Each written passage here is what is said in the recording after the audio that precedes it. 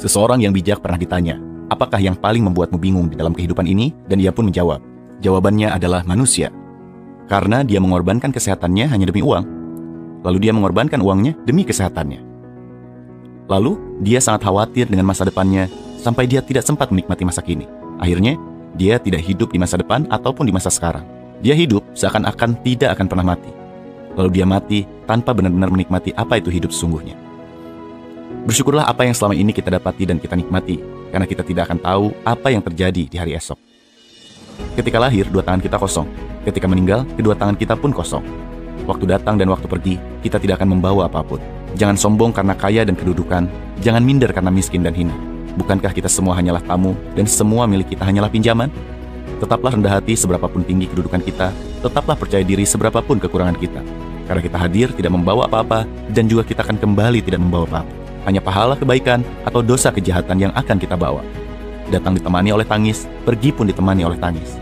Maka dari itu, tetaplah bersyukur. Dalam segala keadaan apapun, hiduplah di saat yang benar-benar ada dan nyata untuk kita, yaitu saat ini, saat sekarang, bukan dari bayang-bayang masa lalu, maupun mencemaskan masa mendatang yang juga belum tiba. Pemenang kehidupan adalah mereka yang tetap sejuk di tempat yang panas, tetap manis di tempat yang pahit, tetap merasa kecil walaupun telah menjadi besar, serta tetap tenang di tengah badai yang paling hebat sekalipun. Semoga kita semua menjadi pemenang kehidupan yang sesungguhnya.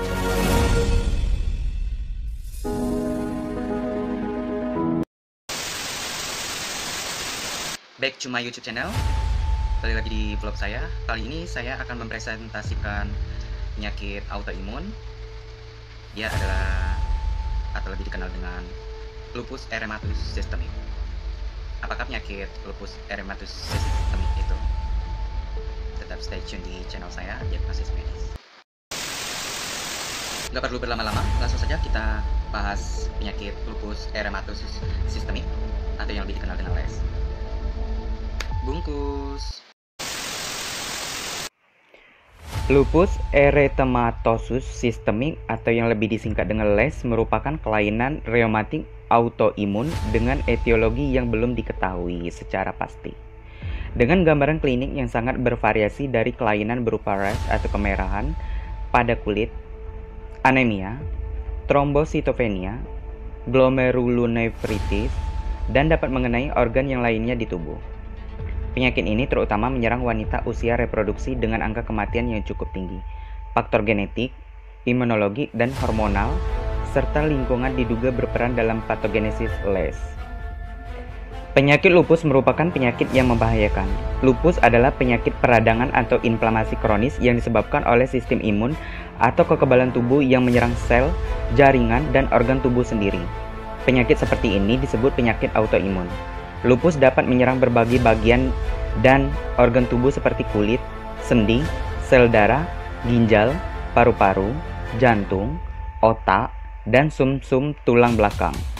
Pada kondisi normal, sistem imun akan melindungi tubuh dari infeksi, akan tetapi pada penderita lupus, sistem imun justru menyerang tubuhnya sendiri. Pengidap lupus akan mengalami serangan dari sel antibodi dari dalam tubuh sendiri. Pada bentuk yang sistemik, serangan lupus juga dapat mempengaruhi organ dalam manusia yang vital, seperti ginjal dan hati. Lupus ini dinilai paling berbahaya dibandingkan dengan jenis lainnya. Lupus neonatal pada bayi biasanya akan hilang dan pada selang waktu tertentu. Sementara lupus yang timbul akibat penggunaan obat akan hilang saat reaksi obat hilang dari tubuh. Lupus lebih banyak diderita wanita daripada pria dengan perbandingan 9:1 karena faktor hormonal dan biasanya menjangkiti wanita muda. Penyakit ini suka menyaru sehingga seringkali dokter menyangka penyakit lainnya, tetapi yang tersering adalah adanya nyeri sendi. Penemuan penyakit ini pertama kali dikenal oleh seorang dokter berkebangsaan Prancis yang memiliki nama Laurent Witt. Walau pada saat ini lupus ini masih dianggap sebagai penyakit kulit biasa yang tidak begitu membahayakan manusia, namun seiring dengan penelitian-penelitian para ahli kesehatan dan pada tahun 1872 diidentifikasi bahwa penyakit lupus adalah penyakit sistemik yang terbagi menjadi dua bentuk, yakni discoid dan menyebar. Penyakit lupus tidak hanya sampai di situ penyebarannya, namun ditemukan penemuan baru pada tahun 1890 oleh seorang dokter asal Amerika Serikat yang mengatakan bahwa lupus tidak hanya bisa menyerang bagian luar tubuh manusia, namun juga bisa menyerang bagian dalam organ tubuh. Bahkan lebih dari itu, rupanya lupus mampu menyerang hampir seluruh bagian tubuh manusia. Perkembangan penyakit lupus dari awal abad 19 hingga saat ini mengalami penemuan-penemuan kasus yang cukup beragam, sehingga penyakit ini menjadi ancaman serius buat masyarakat dunia karena banyak pasien yang menemui ajalnya disebabkan terjangkit penyakit lupus. Dan hasil temuan di Amerika bahwa setiap tahunnya ribuan orang meninggal dunia akibat penyakit sistemik lupus erythematosus ini. Penyebab lupus itu sendiri yaitu faktor genetik. Diduga terdapat hubungan antara pengaruh faktor genetik dan lupus karena seringkali ditemukan adanya anggota keluarga penderita yang juga merupakan penderita lupus. Selanjutnya ada hormon. 9 dari 10 penderita lupus adalah wanita. Wanita menghasilkan hormon estrogen lebih banyak dibanding pria. Estrogen diketahui sebagai hormon yang memperkuat sistem kekebalan tubuh, yang artinya wanita memiliki sistem kekebalan tubuh yang lebih kuat dibanding dengan pria. Untuk alasan ini, wanita lebih mudah terserang penyakit autoimun bila dibandingkan dengan pria. Perubahan hormon saat masa pubertas atau kehamilan juga dapat memicu timbulnya lupus. Tingginya kadar estrogen saat hamil diduga memicu lupus. Selanjutnya ada lingkungan. Berbagai macam faktor lingkungan yang diduga dapat memicu timbulnya lupus, antara lain infeksi bakteri dan virus, stres, paparan sinar matahari, merokok, serta beberapa zat kimia seperti merkuri dan silika. Selanjutnya ada akibat virus Epstein-Barr atau EBV. Virus Epstein-Barr atau EBV juga dianggap berkaitan dengan lupus, tetapi yang menjadi masalah adalah infeksi virus ini jarang menunjukkan gejala. Jika ada pun, gejalanya berupa penyakit demam kelenjar. Selanjutnya ada rokok. Merupakan studi dari Lupus Foundation of America tahun 2013, merokok dapat menyerang sistem kekebalan tubuh. Apabila tubuh memiliki gen-gen yang menjadi penyebab penyakit lupus, maka merokok akan jadi pemicunya. Seperti yang telah kita ketahui, dalam rokok terdapat banyak sekali senyawa-senyawa berbahaya yang dapat meracuni tubuh. Racun masuk dalam tubuh saat menghisap rokok dan membuat tubuh semakin lemah kekebalannya. Selanjutnya ada penggunaan obat-obatan. Penyebab lain dari penyakit lupus adalah karena penggunaan beberapa jenis obat-obatan seperti antiaritma. Obat-obatan golongan ini dipakai untuk menangani gejala gangguan irama jantung seperti takikardia, brakikardia, dan fibrilasi atrial. Obat antiaritmia yang tergolong berisiko tinggi memicu gejala lupus adalah prokainamid. Namun, obat ini jarang ditemukan di Indonesia. Obat antiaritmia yang lebih umum seperti quinidin tergolong berisiko sedang, sementara propapenon, disopiramid, dan amiodaron memiliki risiko yang sangat rendah. Obat antihipertensi. Sejumlah obat yang umum diresepkan untuk mengendalikan hipertensi seperti enalapril, lisinopril, clonidin, atenolol, labetalol, pindolol, minoxidil, prazosin, metildopa, captopril, acebutolol termasuk rendah risikonya. Minoxidil juga umum digunakan sebagai obat penumbuh rambut. Namun begitu, hidralizin digolongkan sebagai obat antihipertensi yang berisiko tinggi untuk menjadi penyebab lupus. Selanjutnya ada antipsikotik, antibiotik, antikonvulsan, antiperadangan, ada agen biologis, diuretik, penurunan kolesterol, dan obat-obat lainnya. Ada juga makanan yang dapat menyebabkan lupus, yaitu gluten. Gluten adalah sejenis protein yang ditemukan dalam gandum, barley, rye, dan produk tepung yang mengandung intoleransi gluten. Selanjutnya ada lemak jenuh, gula tambahan, alkohol, kacang-kacangan, bawang, garam. Tak hanya orang yang tekanan darah tinggi saja yang harus menghindari konsumsi natrium dalam jumlah banyak, begitu juga penderita lupus. Natrium yang banyak ditemukan pada makanan kemasan ini membuat penderita lupus mudah terserang penyakit jantung. Oleh karena itu, hindari makanan kemasan serta makanan yang mengandung garam yang tinggi. Gejala dari lupus itu sendiri yaitu rasa lelah yang berlebihan. Inilah gejala paling umum pada lupus yang sering dikeluhkan pada para penderita. Rasa lelah yang ekstrem sangat mengganggu dan menghambat aktivitas. Banyak penderita yang menyatakan bahwa gejala ini merupakan dampak negatif terbesar dari SLA dalam kehidupan mereka.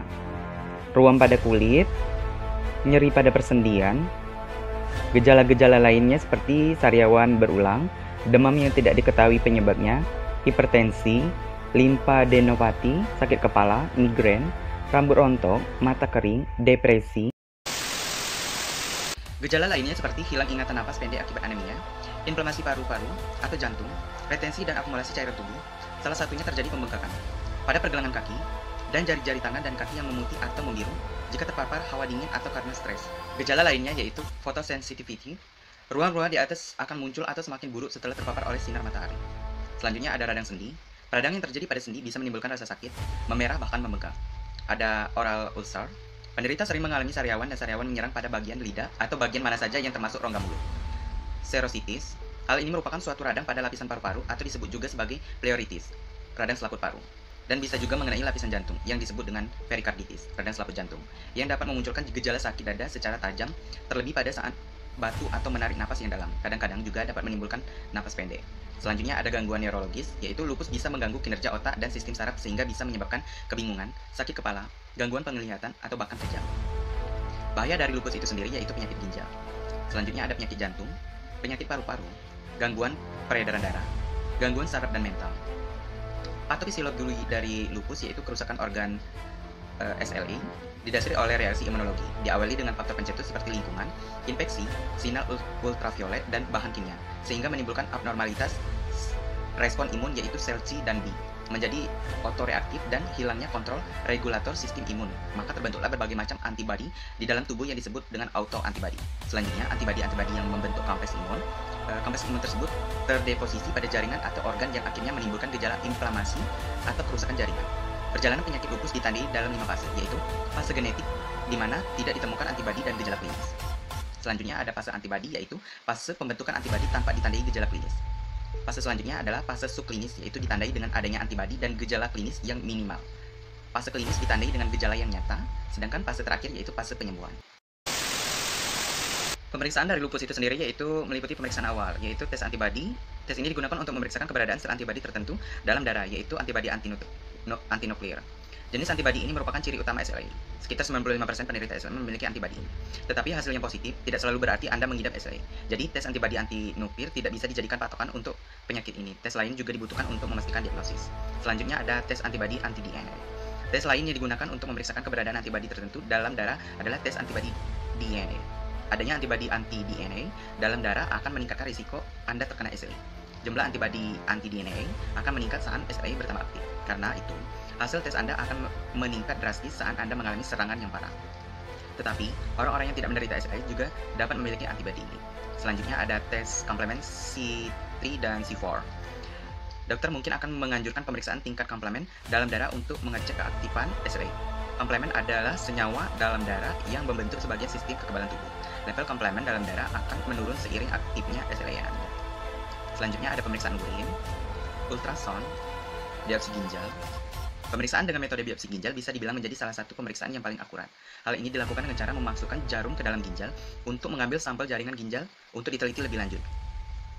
Komplikasi serius yang disebabkan biopsi ginjal biasanya sangat jarang terjadi, terutama jika tindakan ini dilakukan oleh dokter profesional yang berpengalaman dan terlatih. Namun, masalah yang paling sering muncul adalah pendarahan dalam ginjal. Selanjutnya ada pemeriksaan lanjutan. Penderita SLE memiliki risiko untuk terkena penyakit lain, misalnya gangguan ginjal atau anemia. Karena itu, pemantauan rutin untuk melihat dampak SLE pada tubuh orang yang positif mengidap SLE sangat dibutuhkan. Selanjutnya ada pemeriksaan X-ray. X-ray pada dada untuk melihat bayangan abnormal mengenai timbulnya peradangan di paru-paru pasien yang dapat disebabkan oleh penyakit lupus. Pemeriksaan ronsen dapat mendeteksi adanya cairan paru tersebut. Selanjutnya ada USG. Selaput serosa adalah selaput yang membungkus beberapa organ tertentu dari tubuh kita.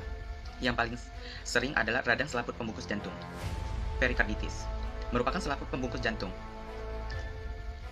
Keadaan ini dapat langsung ditemukan oleh dokter saat pemeriksaan, tetapi kadang perlu konfirmasi dengan semacam USG khusus untuk memeriksa jantung. Selanjutnya ada pemeriksaan ekokardiogram untuk memeriksa masalah dengan katup dan bagian lain dari hati pasien dengan menggunakan gelombang suara untuk menghasilkan gambar real time dari detak jantung. Pemeriksaan selanjutnya adalah pemeriksaan urin 24 jam. Pemeriksaan ini dilakukan selama kurun waktu 24 jam pada pasien yang biasanya disarankan untuk melakukan perawatan inap. Selanjutnya ada lotilamet clearance. Pemeriksaan ini memanfaatkan zat radioaktif yang akan dimasukkan ke dalam darah dari proses penyuntikan. Tes ini untuk mengetahui kondisi ginjal dengan cara melihat seberapa cepat zat itu masuk ke dalam urin. Selanjutnya ada pemeriksaan sel LI, pemeriksaan darah untuk mencari keberadaan jenis sel tertentu yang dipengaruhi membesarnya antibodi terhadap lapisan inti sel lain. Pemeriksaan ini jarang digunakan jika dibandingkan dengan pemeriksaan ANA, karena pemeriksaan ANA lebih peka untuk mendeteksi penyakit lupus dibandingkan dengan LI, cell free. Nah, terapi dari penyakit lupus itu sendiri yaitu terapi eksperimental, meliputi plasmapheresis, yaitu pengeluaran plasma atau cairan jernih dalam darah untuk membersihkan sel darah merah dan sel darah putih kemudian kembalikan ke sirkulasi. Selanjutnya ada terapi transplantasi sel indu, radiasi limfoid total. Sedangkan pengobatan dari lupus itu sendiri yaitu belum ada terapi yang dapat menyembuhkan SLE atau penyakit lupus ini secara 100%. Terapi yang ada saat ini hanya ditujukan untuk mengatasi gejala dan mencegah kekambuhan. Seperti obat anti-inflamasi non-steroid, NSAID, seringkali digunakan untuk menghilangkan keluhan demam, radang, dan nyeri. Pada lupus, inflamasi dapat melibatkan satu atau lebih organ tubuh, sehingga menyebabkan banyak masalah dan rasa tidak nyaman. Obat-obat yang sering diserapkan untuk meredakan nyeri. Selanjutnya ada penghambat COX-2. Obat-obatan golongan ini secara selektif mampu mengontrol substansi kimia yang menyebabkan inflamasi pada sendi dan bagian tubuh lainnya. Selanjutnya ada kortikosteroid, yaitu dapat mengurangi peradangan dengan cepat dan efektif.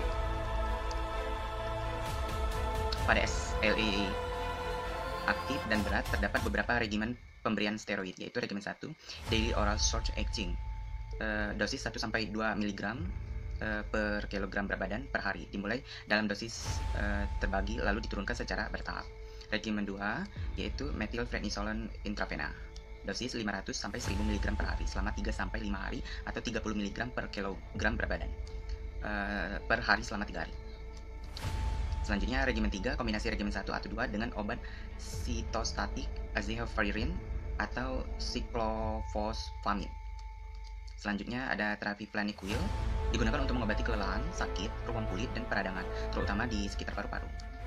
Ada terapi Dapsone, antikoagulan, yaitu bila penderita lupus mengalami pembekuan darah, maka harus diberikan obat untuk mengencerkan darah atau antikoagulan seperti heparin dan warfarin. Selanjutnya ada terapi thalidomide, clofazimine, immunoglobulin intravena, yaitu immunoglobulin intravena IVIG bekerja dengan menghambat reseptor. Terapi ini berguna untuk mengatasi trombositopenia dan pada keadaan mengancam jiwa dengan dosis 2 per kilogram berat badan. Selanjutnya ada hidroxychloroquine,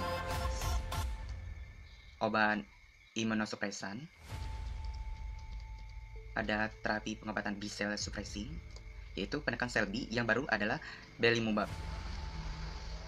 Belimumab memblok stimulasi sel B dan diindikasikan untuk pengobatan pasien dewasa dengan lupus erythematosus sistemik autoantibody positif yang menerima terapi standar. Obatnya menekan sistem kekebalan tubuh, dapat membantu dalam kasus-kasus lupus yang berat. Contohnya ialah metotrexate, leflunomida, cyclophosphamide, azathioprine, mycophenolate, chlorombucil, cyclosporin. Selanjutnya ada steroid. Bagi orang-orang dengan ruam lupus yang peka terhadap sinar matahari, penggunaan tabir surya, tahan banting, dan pakaian pelindung sangatlah penting. Panas, cahaya inframerah, dan jarang lampu neon juga bisa mendatangkan flare. Krim steroid topikal juga bermanfaat untuk ruam terkait lupus. Begitu flare berkembang, seorang dokter harus memantau penggunaan krim steroid secara ketat, terutama di wajah dan area yang tertutup. Efek samping yang penting dari steroid dan zat penekan kekebalan lainnya adalah peningkatan kerentanan terhadap infeksi berbahaya. Selanjutnya ada rituximab, yaitu obat-obat lain tidak efektif bagi penderita SLE. Dokter akan menganjurkan rituximab. Obat ini awalnya dikembangkan untuk menangani kanker seperti limfoma, tetapi rituximab terbukti efektif untuk menangani penyakit autoimun seperti SLE dan rheumatoid arthritis. Selanjutnya ada obat anti malaria. Dengan tujuan agar peradangan bisa berkurang, dokter berkemungkinan memberikan resep obat anti malaria kepada Anda. Obat ini berjenis oral. Ketika diberi resep obat ini, konsultasikan pula tentang kemungkinan efek sampingnya. Pada umumnya, obat anti malaria tidaklah menimbulkan efek samping berbahaya dan justru jauh lebih ringan ketimbang obat-obat lainnya, tapi tetap bisa dan perlu untuk diwaspadai. Nah, cukup sekian presentasi yang dapat saya sampaikan pada video kali ini. Lebih dan kurang saya mohon maaf. Nantikan video-video saya selanjutnya dengan diagnosis yang terupdate dan diagnosis yang berbeda. Semoga dengan adanya video ini akan lebih bermanfaat untuk menambah ilmu dan wawasan kalian. Dankeschön.